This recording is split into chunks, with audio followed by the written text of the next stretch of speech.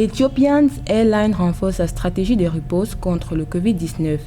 Elle a annoncé le 23 juin le début de ses liaisons avec des équipages pleinement vaccinés contre le nouveau coronavirus. Ethiopian Airlines a dit avoir acquis et importé près de 37 000 doses de vaccins pour ses employés et ses partenaires. Elle a par ailleurs créé son propre centre de dépistage et d'isolement ainsi que numérisé ses opérations.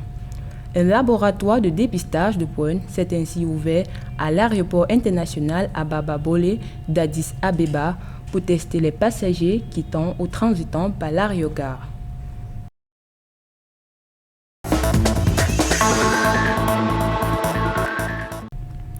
« 21 809 personnes, c'est le bilan provisoire de la campagne de vaccination contre le coronavirus à Djibouti.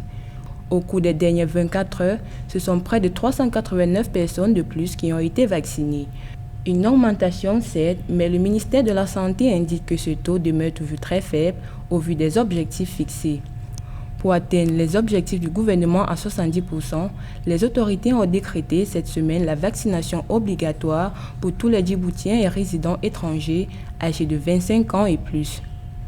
Avec tout voyage international dorénavant subordonné à la prise du sérum, Djibouti, qui a entamé sa campagne de vaccination le 15 mars, compte à ce jour 11 595 cas d'infection confirmés et 151 décès dus à la Covid-19.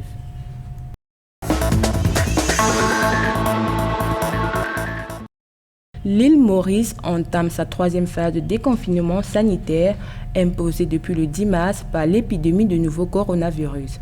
Cette nouvelle phase autorise la possibilité de nouvelles activités tout en respectant les protocoles sanitaires déjà en vigueur. Ainsi, à partir du 1er juillet, des rassemblements publics et privés jusqu'à un maximum de 50 personnes seront désormais autorisés alors que la limite est de 10 personnes à ce jour.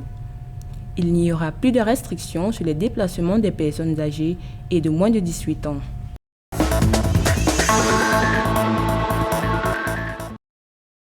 La Banque mondiale a approuvé ce 23 juin 2021 un financement de 20 millions de dollars pour soutenir les efforts du gouvernement togolais à l'endroit des communautés et ménages les plus affectés par la pandémie de coronavirus. Ce financement additionnel au projet Filets sociaux et services de base permettra notamment d'élargir la couverture des transferts monétaires aux plus vulnérables.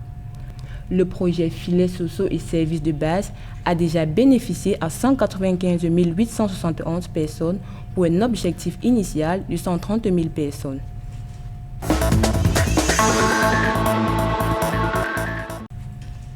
Le Sénégal a dépassé ce jeudi 24 juin la barre des 500 000 personnes ayant reçu au moins une dose de vaccin depuis le lancement de sa campagne nationale de vaccination contre le coronavirus. Avec 3 541 personnes vaccinées le 23 juin, le nombre total de vaccins est porté à 501 633 personnes. Face à l'augmentation des contaminations, le président Macky Sall a recommandé une mise à disposition systématique de vaccins.